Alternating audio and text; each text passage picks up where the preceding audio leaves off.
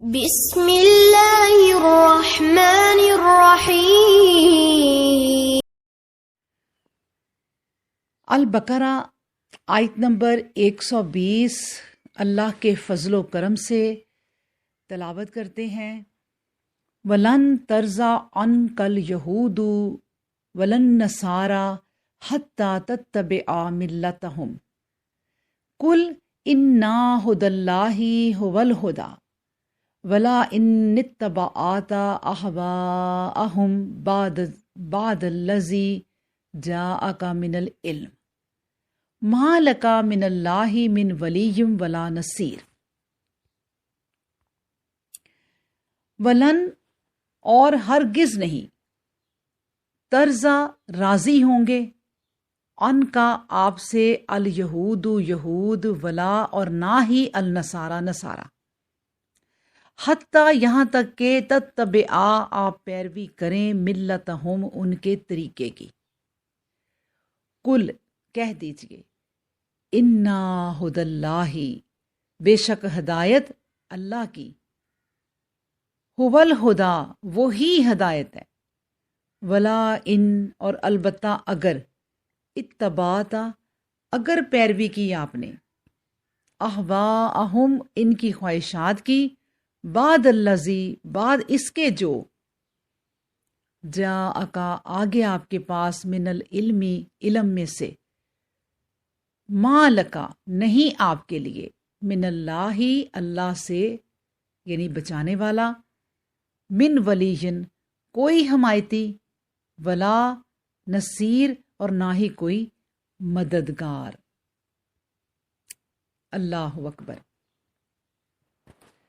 آیت میں اللہ سبحانہ و تعالیٰ فرماتے ہیں کہ اے پیغمبر اسلام صلی اللہ علیہ وآلہ وسلم، یہود و نصارہ آپ صلی اللہ علیہ وسلم سے خوش ہونے والے نہیں، وہ تو صرف اسی حالت میں خوش ہو سکتے ہیں کہ تم ان کی جماعتوں کے پیروکار ہو جاؤ۔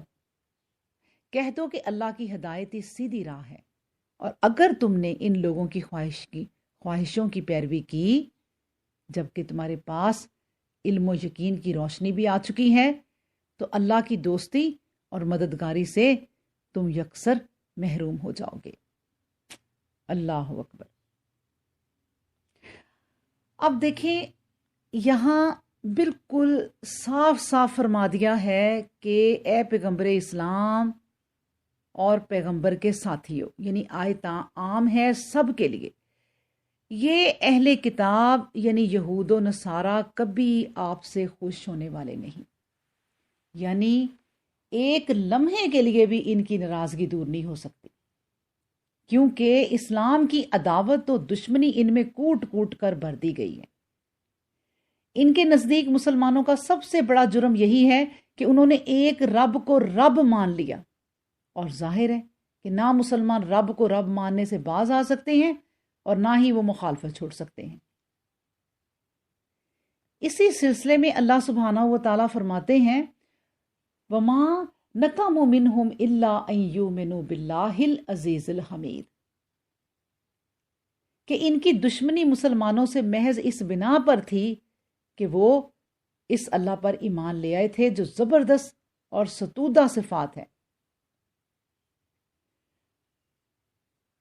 اب دیکھیں، مسلمان اگر اپنے قرآن کریم کو ترک کر دیں اور ان کی اطاعت قبول کر لیں تو پھر وہ ان کے ساتھ ہیں، لیکن ان کو یقین ہے کہ ایسا ہونا ممکن نہیں، کیونکہ قرآن پاک اہل کتاب کی اطاعت کو کفر سے تعبیر کرتا ہے۔ فرماتا ہے، یا ایھا الذین آمنوا، اے مسلمانوں، ان تطیعوا فریقا من الذین اوتوا الکتاب، اگر تم اہل کتاب میں سے ایک گروہ کی باتوں پر کاربند ہو گئے، یردوکم بعد ایمانکم کافرین، تو اس کا نتیجہ یہ ہوگا کہ وہ تمہیں راہ حق سے پھرا دیں گے۔ وَکَیْفَ تَکْفُرُونَ، اور تم کیسے ایمان سے پھر سکتے ہو، وَأَنْتُمْ تُتْلَىٰ عَلَيْكُمْ آیات اللہ، کہ تمہارے آگے آیات پڑھی جا رہی ہیں، تمہارے سامنے اللہ کی آیتیں تمہیں سنائی جا رہی ہیں۔ وفیکم رسول، اور اس کا رسول تم میں موجود ہے، وَمَن یعتصم باللہ فقد ہدی الی صراط مستقیم، اور یاد رکھو جو شخص مضبوطی کے ساتھ اللہ کا ہو رہا تو بلا شبہ اس پر سیدھی راہ کھل گئی۔ الی صراط مستقیم یعنی وہ صراط مستقیم پر چل گیا۔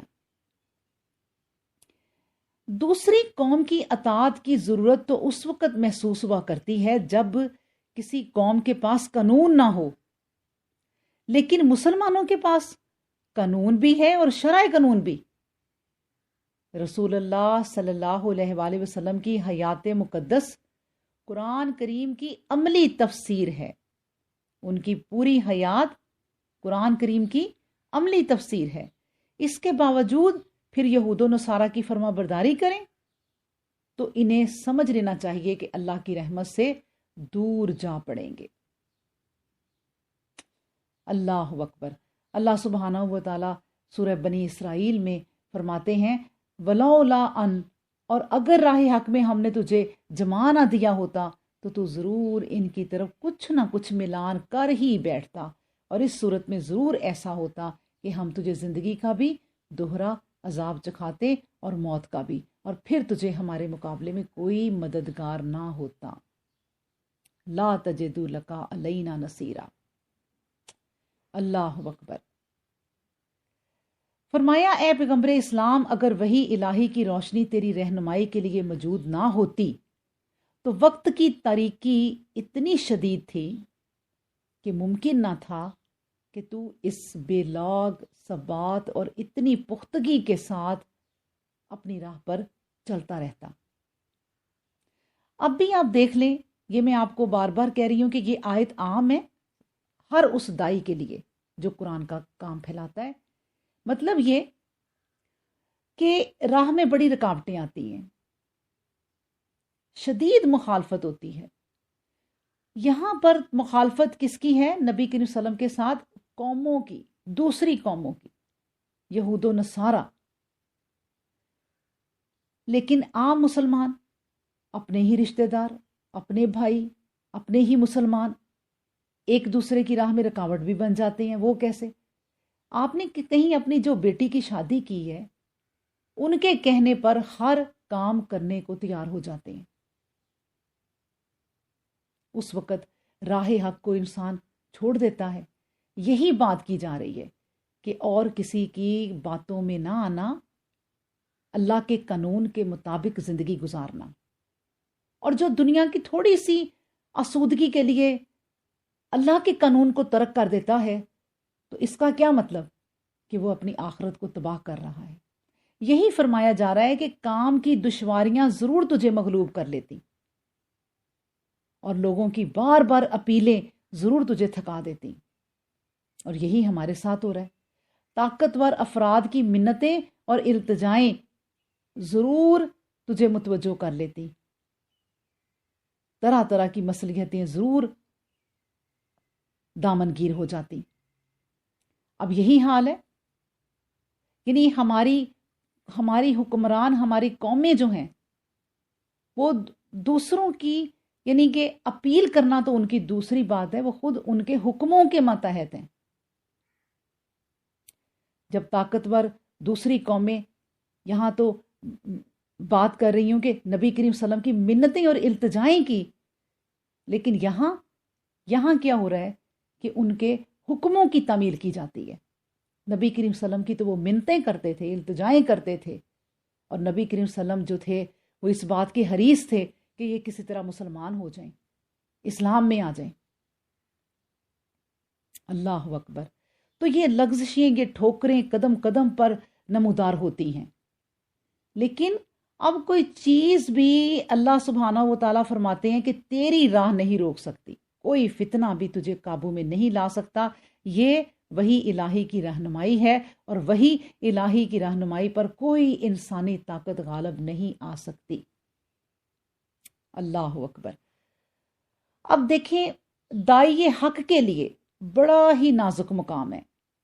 وہ جب کسی کا دل مائل ہوتا دیکھتا ہے تو اس کے گوشہ دل میں بھی نرمی پیدا ہو جاتی ہے، کیونکہ اس کا تو جی چاہتا ہے کہ جس طرح ممکن ہو حق کو قبول کر لیا جائے، لیکن شرارتی ذہن اس نازک وقت سے فائدہ اٹھانے کے لیے کوئی ایسی بات کی لگاوٹ کر دیتے ہیں کہ دائی کا دل بھی مائل ہو جاتا ہے، لیکن ذرا ڈیل ہوئی تو قدم پھسل گیا۔ پھر جس کی دعوت الہی ہو وہ خود اس کا محافظ و نگہبان ہوتا ہے۔ یہی وجہ تھی کہ ایسے ذہنوں کی طاقت نبوت کے مقابلہ میں نہ چل سکی۔ یہاں بھی اس کا ذکر ہے، اسی بات کا ذکر ہے۔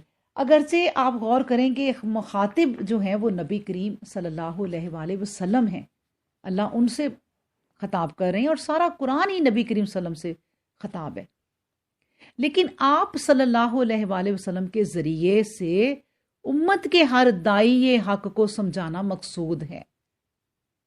خطاب نبی معصوم سے ہو رہا ہے کہ اگر ہم نے آپ کو ثابت قدم نہ رکھا ہوتا، لیکن بات یہ ہے کہ ثابت قدم کیسے نہ رکھا ہوتا، یہ ثابت قدمی ہی تو فرا ہے معصومیت کی، اور معصومیت لازم نبوت ہے۔ نبی اور کفر کی طرف جھکاؤ ممکن ہی نہیں، تصور ہی نہیں کیا جا سکتا۔ ہاں، بطور تلقین بات کی جا رہی ہے، یہ آپ سمجھے، بطور تلقین کی بات کی جا رہی ہے، اور اس کا انداز بھی دیکھیں بڑا پیارا ہے۔ فرمایا اگر یہ جھکاؤ ہوتا، جس کا صاف مطلب یہ ہے کہ جھکاؤ نہیں ہوا، وہ کیسے ہوتا؟ کہ ہماری ثابت قدمی کی زنجیر عصمت نے اتنا بھی ہلنے کا موقع کب دیا؟ اللہ اکبر! یہ اللہ سبحانہ و تعالیٰ فرما رہے ہیں کہ اللہ نے ہی ہلنے کا موقع نہیں دیا۔ یہاں تفہیم کرائی گئی ہے کہ توفیق خیر حق تعالیٰ کی طرف سے ہوتی ہے اور اسی کی طرف منسوب کرنا چاہیے، کیونکہ یہ جو کمال انسانی ہے اللہ کی عطا ہے۔ رسول اللہ صلی اللہ علیہ وآلہ وسلم کی تمام تر زندگی اس بات پر شاہد ہے کہ اللہ تعالیٰ نے ان کی ہمیشہ نصرت و یاری کی اور کبھی ان کو بے یار و مددگار نہیں چھوڑا۔ آپ صلی اللہ علیہ وسلم نے یہود و نصارہ کی اتباع کا خیال بھی نہیں فرمایا۔ اس لیے میں آپ کے سامنے آیت کے دو طرح سے معنی رکھ دیتی ہوں۔ ایک ہے کہ رسول اللہ صلی اللہ علیہ وآلہ وسلم کی معرفت تمام امت مسلمہ سے خطاب کیا جا رہا ہے کہ اگر تم نے اہل کتاب کا اتباع کیا تو نتیجہ تمہارے حق میں صحیح نہیں نکلے گا، گویا ایک قسم کی تلقین کی جا رہی ہے، وہ بھی افراد ملت کو۔ اور دوسری بات، غیر ممکن اور محال کو فرض کیا گیا ہے۔ مطلب یہ غیر ممکن اور محال ہے کہ نبی کریم صلی اللہ علیہ وسلم کبھی حق سے پلٹیں، کبھی ان کے قدم ڈگمگائیں۔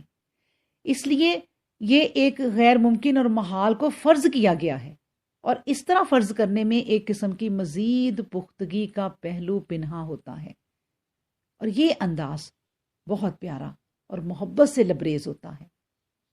جیسے ارشاد فرمایا لو کانا فیہما آلہۃ الا اللہ لفسدتا، اگر آسمان و زمین میں اللہ کے سوا کوئی اور معبود بھی ہوتا تو وہ یقیناً بگڑ کر برباد ہو جاتے۔ لہٰذا بات یہ ہے کہ آیت سے یہ استدلال کرنا کہ رسول اللہ صلی اللہ علیہ وآلہ وسلم معاذ اللہ اہل کتاب کا اتباع کر سکتے تھے، سخت غلطی کا مرتکب ہونا ہے۔ ایسی آیات کا مطلب بیان کرتے وقت بہت احتیاط کی ضرورت ہوتی ہے، اور بڑے دھیان سے جو ہے وہ اس کا مطلب اور اس کی تفسیر بیان کرنی چاہیے۔ اللہ سبحانہ و تعالیٰ ہی اس بات کی توفیق دیتے ہیں کہ ہم صحیح کی طرف جو ہیں وہ ہو جائیں، اور اللہ ہمیں صحیح اس کی تفسیر کرنے کی توفیق عطا فرمائے۔ ایک حدیث میں آپ کے سامنے رکھ دیتی ہوں آخر میں کہ نبی کریم صلی اللہ علیہ وآلہ وسلم نے فرمایا، میری امت کی ایک جماعت حق پر جم کر دوسروں کے مقابلے میں رہے گی اور غلبہ کے ساتھ رہے گی یہاں تک کہ قیامت آ جائے۔ اللہ اکبر۔